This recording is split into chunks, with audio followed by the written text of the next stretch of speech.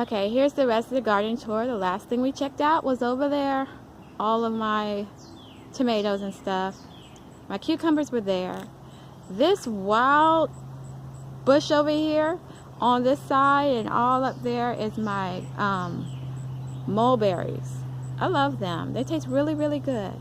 I was lucky to just have a backyard that had mulberries in it. I didn't have to plant it. If you look here, this is a squash. It's growing all the way out here from my fence. So that's about, it looks like it's about 10 feet long. I love growing squash because they always keep me with basketfuls around Halloween. So that's beneficial to me. I never have to buy little pumpkins. This, I think it's going to be a cucumber. I tried to grow things all around this median right here, and it wasn't all that great, but I'm grateful for what I do have. This is another one of my Malabar spinach. It's growing up this trellis. It's not really full like I would like it to be.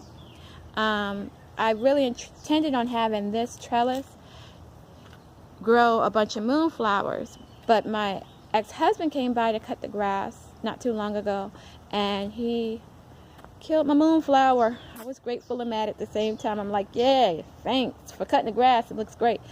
But you killed my moonflower and I have to start all over. But on the side here, I planted a squash because I think it would look really nice with a thick, bushy squash beside it, and then the moonflowers growing all the way up. And I have a squash there, and another squash there, more squash there. And then I have my Bolivian cucumbers growing there. I have some beans here, and I had a pepper plant in the same pot. I don't know how they got mixed up, but I was going to just let them grow, but I can't even find that pepper plant anymore. I found out that one of those garden huckleberries got in there though. This right here is lettuce basil. It's cute. I like it.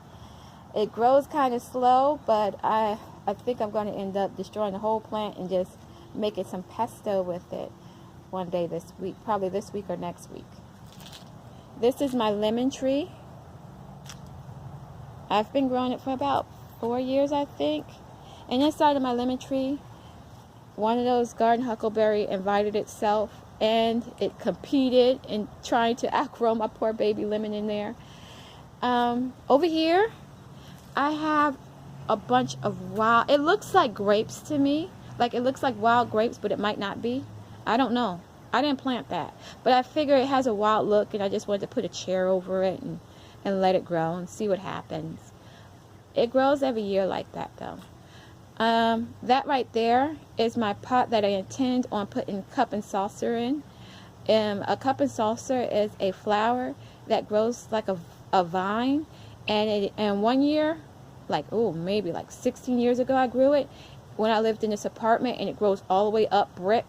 So I'm going to buy some, and I'm going to try to see if I can get it to grow up this brick. But I am waiting so late. I don't know if I'm going to get the flowers, but it'll have a neat look, and I think I might do a video to show you guys how to do that. More squash. I just don't want any corners to be bare. This is a total mess. You're not supposed to cut anything over here. You're not supposed to trim stuff. It's got underground wires and all kinds of stuff over there. It's an eyesore. It's a mess. So I figured I would get a nice bushing plant to distract from that pandemonium over there. It's bushing up well, so I'm happy with it. But I think that's everything for my garden tour. If you have any questions, please leave them below. Thanks.